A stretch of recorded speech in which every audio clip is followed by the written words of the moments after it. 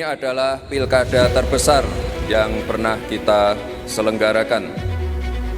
Oleh sebab itu, kita harus mendukung penuh pelaksanaan pilkada serentak ini.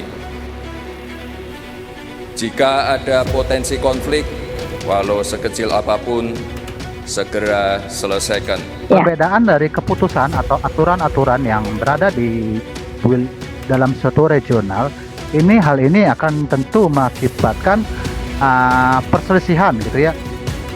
Mungkin dari segi partai politik ya, kalau ini menggait banyak suara itu ya memang harus lebih banyak mempertanyakan di media sosial apa yang menjadi tren di media sosial. Assalamualaikum warahmatullahi wabarakatuh. Kembali lagi bersama saya Naura di podcast Secret Story. Hari ini kita akan membahas terkait Pilkada Serentak 2024 yang akan dilaksanakan pada tanggal 27 November mendatang. Di sini sudah bergabung bersama kita narasumber hari ini ada Mas Agus Rozi melalui via Zoom. Selamat bergabung Mas Agus. Terima kasih udah join bersama kami hari ini ya Mas. Ya, terima kasih Bu atas kesempatan yang diberikan ya. Oke, Kebetulan jadi kita juga di sini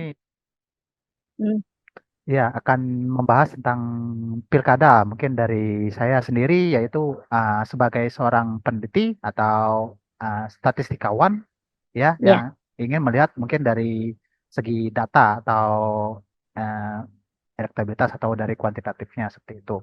Kita melihat dari pemilu pilkada pada yang akan dilaksanakan tanggal di bulan yang akan datang ini seperti itu. Oke, ya. Nah, jadi nih Mas Agus, Pilkada Serentak ini kan akan diselenggarakan kurang dari seminggu lagi ya. Dan kita serta teman-teman podcast juga mau tahu nih Mas, situasi Pilkada saat ini seperti apa.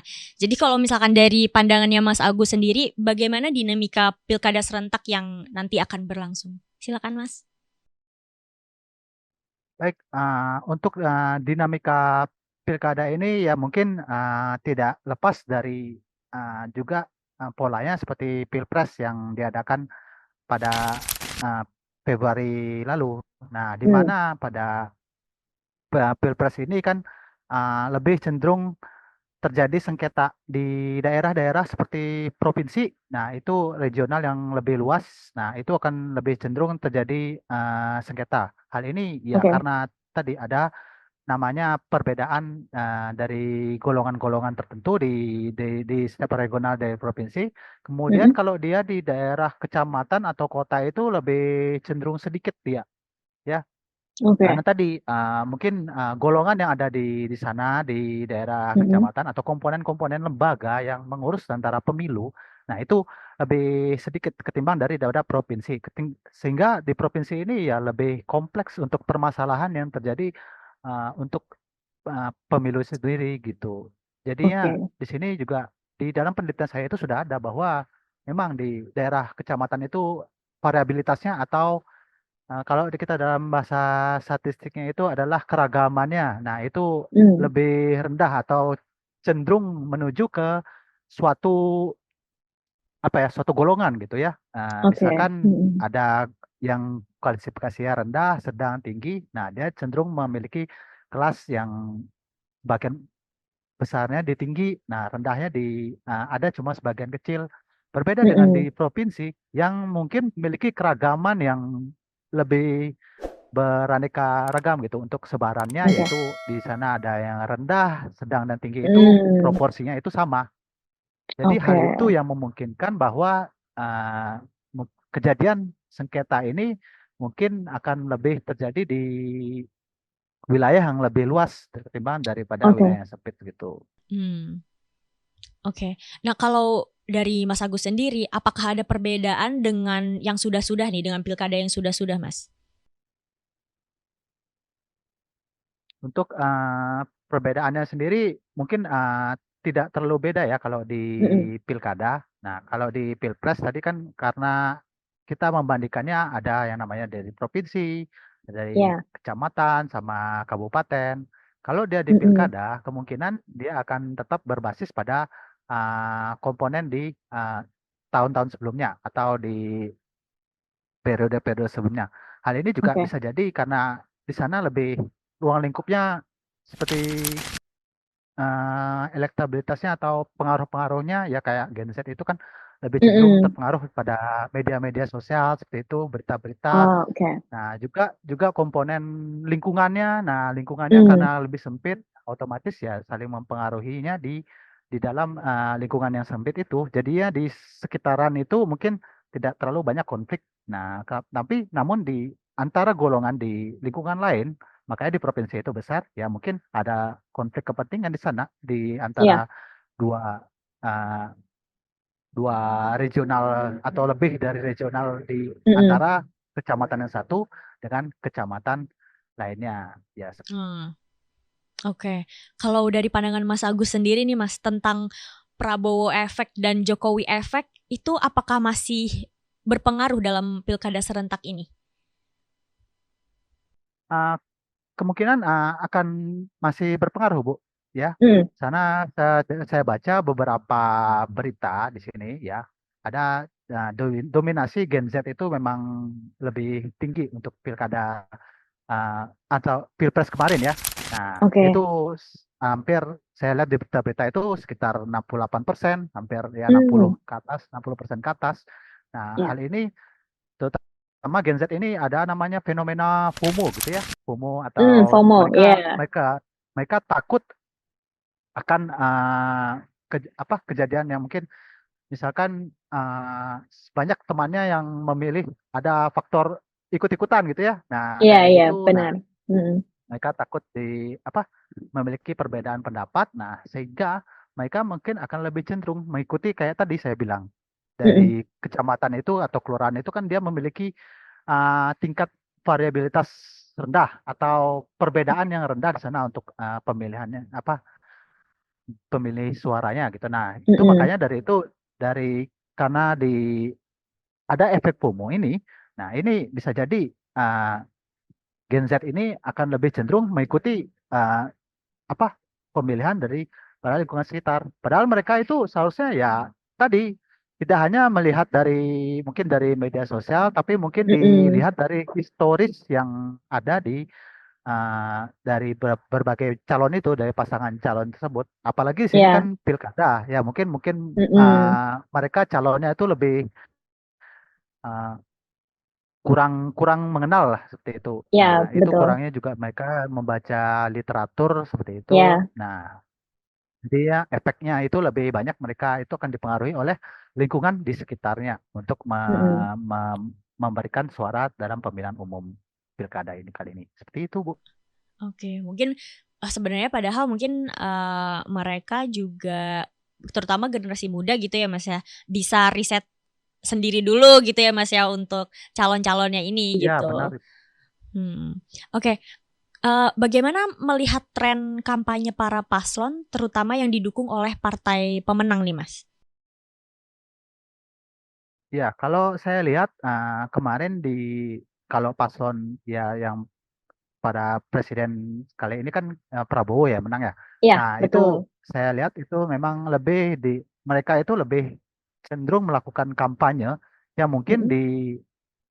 diminati oleh anak muda saat ini ya. Kayak kemarin Prabowo Mm-mm. itu ya kayak ada mereka punya musik sendiri atau animasi sendiri gitu Benar-benar, dari ya.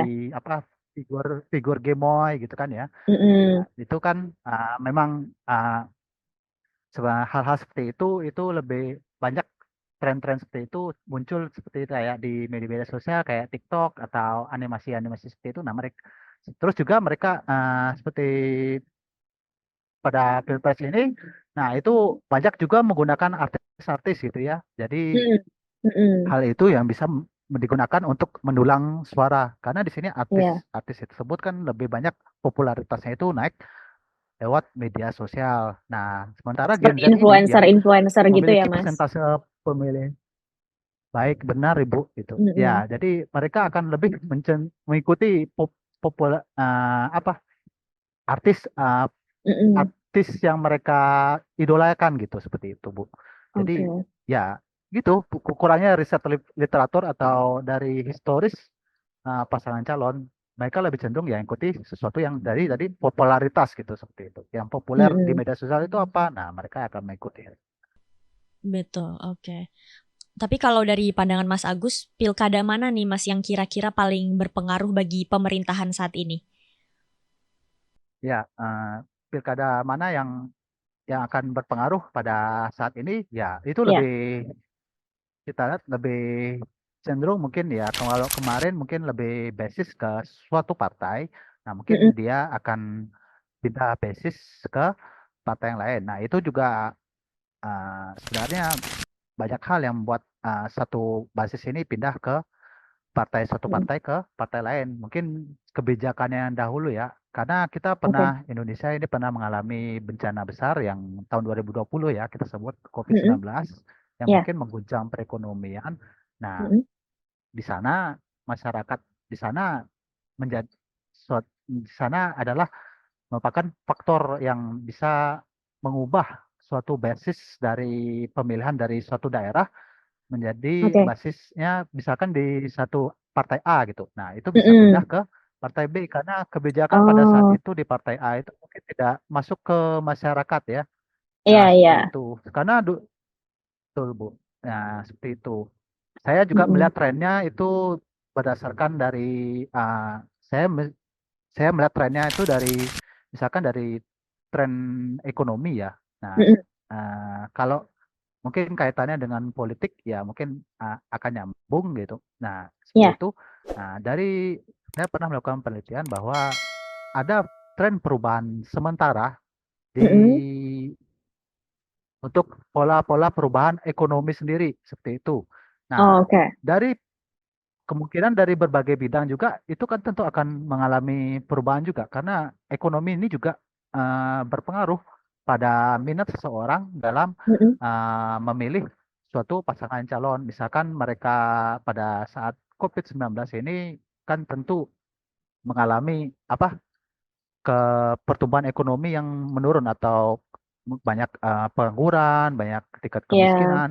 tingkat kemiskinan meningkat seperti itu Mm-mm. karena PHK pekerjaan. Nah, mereka pasti akan lebih cenderung menyalahkan pemerintah dalam hal ini dalam penanganannya seperti itu.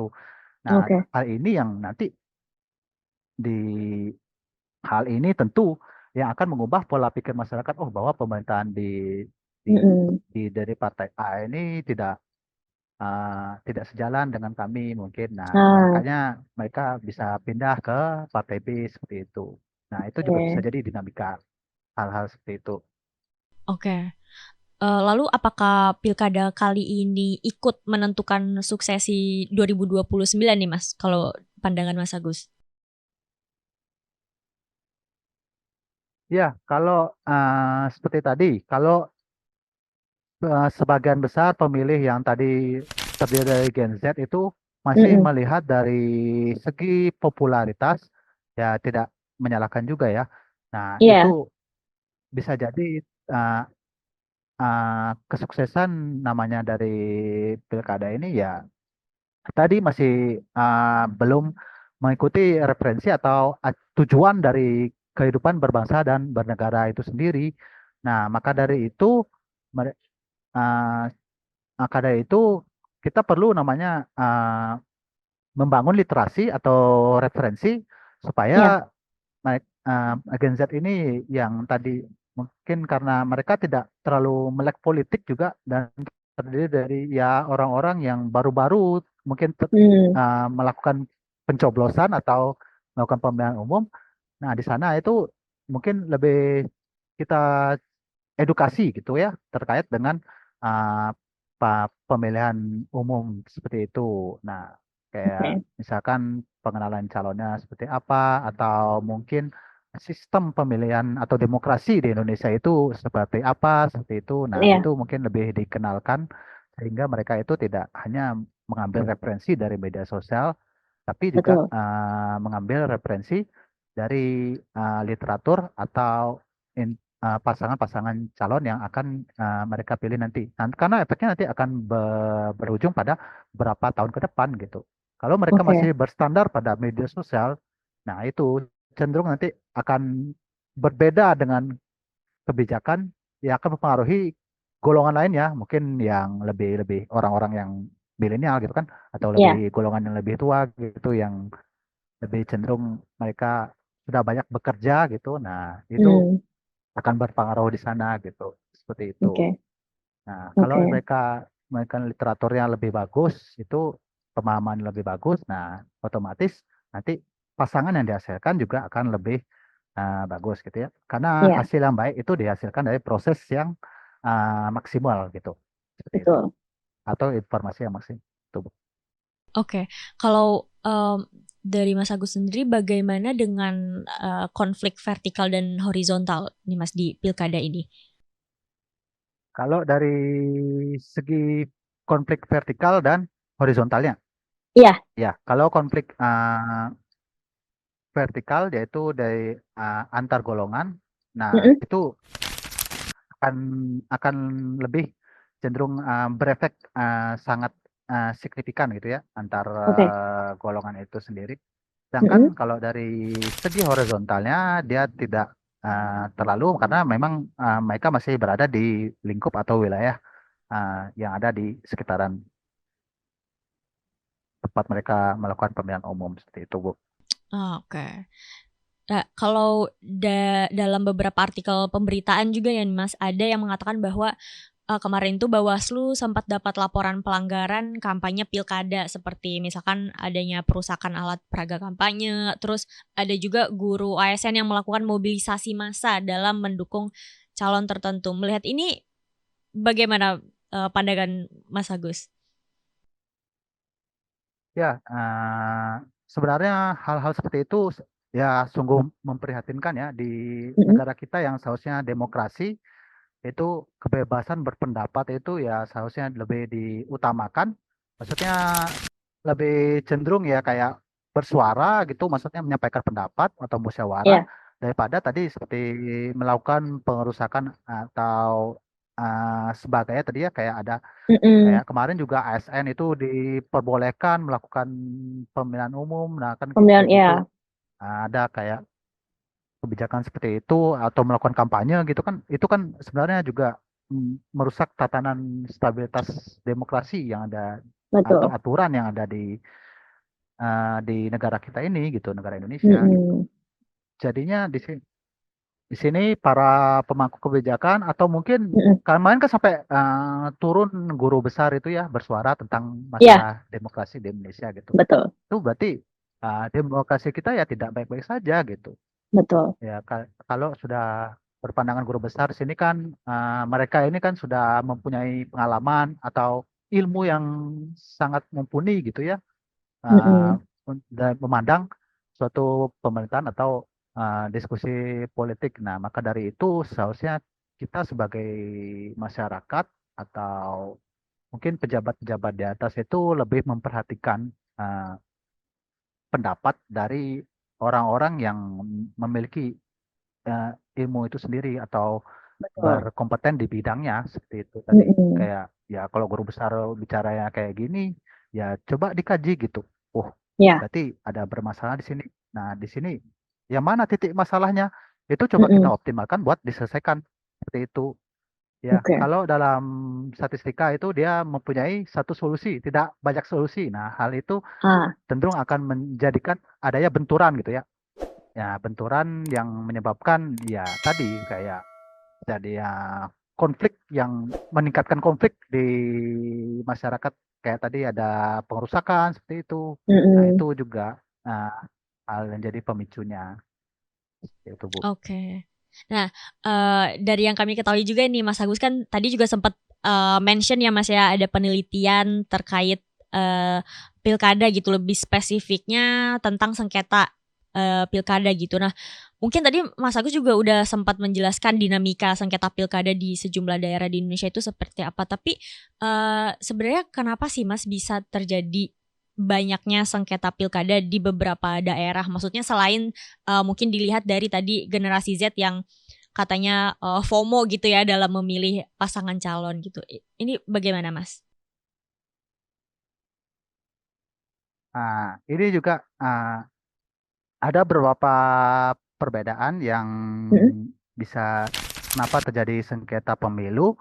Nah, di sini ada juga ada sengketa itu bisa terjadi perselisihan karena perbedaan keputusan.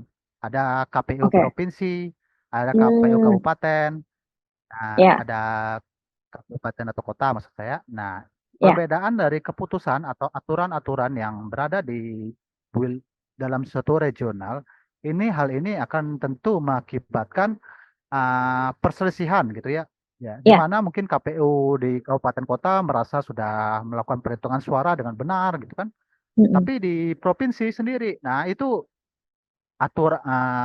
beda lagi aturannya. Nah, hal ini yang mengakibatkan perselisihan antar peserta pemilu di mana saya kemarin kayaknya di wilayah ini Ya. calon ini suara rendah. Nah, tiba-tiba di provinsi Mm. jadi tinggi gitu atau mungkin di Oh, wilayah ini tinggi gitu yang menang. Nah, tiba-tiba di provinsi rendah. Nah, ada kesalahan tadi koordinasi seperti itu. Nah, mm-mm. peraturan beda ya, perbedaan peraturan. Nah, hal itu yang menyebabkan tingkat sengketa juga meningkat. Ya. Oke. Nah, itu juga saya dijelaskan juga pada pasal 466 UU nomor 7 tahun 2017 itu yang dimana Oke. ada ya itu ada perbedaan aturan antara KPU provinsi dan KPU kabupaten atau kota sehingga seperti Hmm, tadi saya bilang demokrasi kita itu ya masih tidak baik-baik saja. Mereka ya, melakukan kayak pesta pemilihan umum atau pesta demokrasi di sini, tapi ya itu tanpa adanya koordinasi di betul. sebelum melakukan pemilihan umum, cenderung ya nanti akan terjadi konflik seperti itu, Ya. ya. Hmm, Nah, seperti itu Bu, perbedaan oke. peraturan ya. Oke. Eh, Berarti Mas Agus terkait tadi strategi terutama pengaruh sosial media ya dalam mengkampanyekan calon-calon kepala daerah itu berarti bisa menjadi instrumen utama ya untuk decision making masyarakat dalam memilih. Seperti itu nggak, Mas? Iya, benar. Media sosial ini saya juga setelah melakukan penelitian juga Hmm, terkait dengan pemilihan umum dengan melihat dari sentimen masyarakat di media sosial ya. oke. Memang sangat tinggi atau signifikan bahwa pengaruh media sosial ini kepada masyarakat ya. Karena kita tahu ya kebiasaan anak muda itu ya lebih cenderung kan kalau misalkan lagi santai atau baru bangun pagi saja ya Iya, udah kalau buka tidak mungkin sosmed ya. udah, udah buka handphone gitu. Ya udah Iya. buka handphone gitu, update status gitu, makan Hmm, update status gitu. Jalan-jalan update status kan ya tidak lepas ya dari mereka dari sosmed itu ya lebih betul. cenderung mengingat sosmed daripada makan gitu kan. Nah, ya kalau pagi kan sarapan dulu sebaiknya gitu. Nah, malam Bener. mereka ya medsos dulu gitu. Nah, hal ini Hmm, ya tentu dari karena banyaknya waktu mereka di media sosial, tentu hal ini akan menimbulkan suatu stigma yang signifikan terhadap ya, mindset mereka dalam menentukan pasangan calon yang akan mereka pilih untuk menjadi misalkan kalau di pilkada ya kayak gubernur atau bupati seperti itu. Nah, maka iya, dari itu uh, kalau mungkin dari segi partai politik ya kalau ingin menggait banyak suara itu ya memang harus lebih banyak memkampanyekan di media sosial apa yang menjadi tren di media sosial ya itu uh, di di branding di sana. Nah, oke. ketimbang ya dari kayak kampanye secara langsung gitu. Nah, itu mungkin masih agak kurang efektif seperti itu. Ya, Ya, berarti mungkin dari beberapa partai atau misalnya paslon itu memang mereka ingin menggait lebih banyak suara dari generasi Z juga kali ya Mas ya, dibandingkan yang generasi sebelum-sebelumnya gitu. ya benar Ibu. Ya, Hmm, ah, memang lebih banyak menggali dari kalau dari generasi dulu ya kayak saya ini generasi milenial ya lebih ya, memang cenderung memilih itu kan biasanya kalau kampanye itu langsung gitu ya dulu masih jarang ah, punya HP gitu syukur-syukur iya punya HP benar. gitu ya berarti HP pun ya cuma bisa pakai kalkulator kan dulu Iya, kayak gitu. iya, Nah, kalau sekarang benar. kan sudah lebih canggih gitu ya. Bahkan Mm-mm. bisa apa ya? Ada teknologi AI sekarang yang mungkin dapat membantu proses misalkan kayak kampanye itu kayak kita pengen gambarnya supaya menarik itu mengikuti tren. Nah, nanti AI ini akan mengambil data di media sosial yang mana yang tren di sana. Nah, itu Oh, ditransformasi sehingga mengikuti pengguna atau user yang ingin menggunakan AI tersebut pada tujuannya oh, misalkan kampanye ya kayak mm, membuat mm. poster itu sekarang sudah bisa pakai AI gitu. Buat Iya, video pun sekarang sudah bisa pakai AI yang kayak kemarin ya videonya Prabowo gitu ya. Itu kan betul. Mm-mm. kayaknya pakai itu kayak teknologi AI gitu dalam Iya, kampanyenya. Nah, itu juga bisa dijadikan sebagai instrumen untuk mm-mm. bisa menarik suara dari Gen Z mungkin atau yang banyak berkecimpung di sosial media seperti itu, Bu. Oke, nah kalau ini mungkin pertanyaan terakhir nih dari saya Mas Agus. Kalau dari Mas Agus sendiri, harapan Mas Agus apa nih Mas untuk nanti nih menjelang Pilkada 2024 kan minggu depan ya Mas ya. Harapan Mas Agus seperti apa Mas? Harapan saya ya tadi sengketa pemilu ini seharusnya semakin berkurang gitu, artinya tidak setinggi saat Pilpres kemarin yang dimana oke. Pilpres kemarin masih tadi kayak ada kasus ASN yang melakukan ini kampanye seperti itu. Terus ada Mm-mm. juga pengerusakan pada kotak-kotak suara gitu. Nah, dari Ya, situ sebaiknya pemangku kebijakan atau pemangku kepentingan tersebut lebih mungkin berdiskusi atau melakukan apa ya perencanaan terlebih dahulu mungkin sebelum melakukan pemilihan umum ini seperti itu. mm-mm. Kemudian dari Gen Z sendiri atau masyarakat sendiri harus lebih cermat atau lebih cerdas dalam menentukan pilihan suara. Ya, tidak bisa kita lihat Betul. dari sosial media saja, tapi Ya, bandingkan juga secara fundamental atau dari berita-berita atau historical pasangan calon itu sendiri. Ya, kayak dari statistika gitu ya, kita tidak hanya melihat dari saat ini saja, tapi kita melihat betul. dari historicalnya. Nah, semakin data itu akan Mm-mm. semakin bagus memprediksi kalau dia data itu dikumpulkan dari masa-masa dari periode yang sangat panjang. Maka dari itu ya Betul. kita harus berpikir ke depannya seperti apa, ini pasangannya seperti apa dulunya kayak Ya, gitu, apa track recordnya seperti apa, terus visi benar. misi ke depannya mereka seperti apa. Nah, itu kita cari perbandingannya yang mana yang mungkin memiliki visi misi atau track record yang bagus Mm-mm. di kita melakukan perbandingan namanya ya perbandingan atau evaluasi di sini. Di sini juga saya di penelitian saya juga melakukan evaluasi dari berbagai model ya. Nah, Oke. itu kita tidak hanya melihat tren saat ini, tapi juga membandingkan tren-tren di masa lampau dan visi misi ke depannya. Sehingga nanti pasangan yang dihasilkan itu ya akan menghasilkan kebijakan yang sebagaimana mestinya yang diharapkan oleh masyarakat sendiri seperti itu Oke. sehingga tidak ada konflik lagi di antara masyarakat di dalam sengketa pemilu. Nah, seperti itu. Oke, Mas Agus. Makasih nih Mas sebelumnya udah mau join hari ini buat ngomongin pilkada. Nah, jadi teman-teman itulah tadi hasil ngobrol-ngobrol kita, diskusi kita sama Mas Agus terkait dinamika pilkada serentak tahun 2024 ini. Gimana tadi kita juga udah dijelasin ya Mas ya by data lewat penelitiannya Mas Agus juga gimana adanya sengketa pilkada di beberapa wilayah di Indonesia, lalu juga pengaruh sosial media terutama untuk generasi Z itu juga seperti apa. Seperti itu. Oke, teman-teman, sampai bertemu di episode selanjutnya. Assalamualaikum warahmatullahi wabarakatuh. Mas Agus, terima kasih Mas Agus.